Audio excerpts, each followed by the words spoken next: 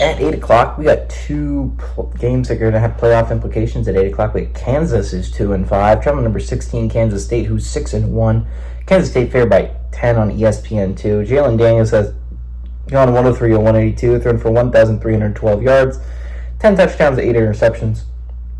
Devin Neals had 117 carries for 692 yards and 7 touchdowns, and Luke Grimm had 34 catches for 363 yards and 4 touchdowns. Avery Johnson's gone 111 and 178, thrown for 1,401 yards, 14 touchdowns, 5 interceptions.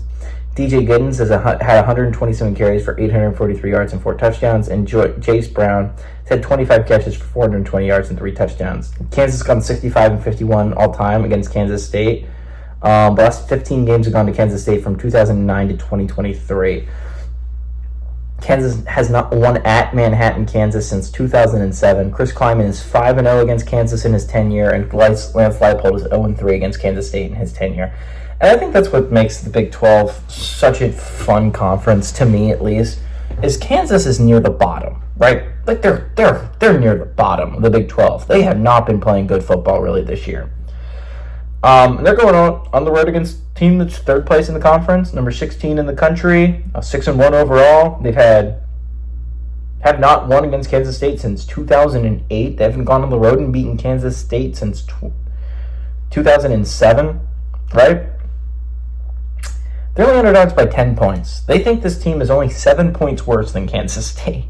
Like, that's how, like, not like talking crap about like the spread makers, right? I think that's just how close this conference is. Like, the teams, like, for instance, Oklahoma State is probably one of the worst teams in the conference this year. They are like 0-3 and they almost beat the best team in the conference. Like, that's how tight this conference is. There is not a large gap from the best team to the worst team. There just isn't. I mean, outside of maybe a Houston, all of these teams have the capacity to beat any of these other teams. And I think that's what makes the Big 12, at least to me, such an exciting conference this year. Also because it's like a surprise. I mean, we expected Kansas State to be near the top, right? But BYU, that was not expected. Iowa State being a top 10 team, not expected. The other teams that are at the one competing, Cincinnati, Colorado, and Texas Tech, these are not teams a lot of people expect to be doing much this year. And they're competing for a conference championship. Like, it's a fun conference this year. All that being said, the spread should be larger. Kansas State is a significantly better team than Kansas. They have had, I understand this is a rivalry game, but Kansas has not had good luck with Kansas State for a long time.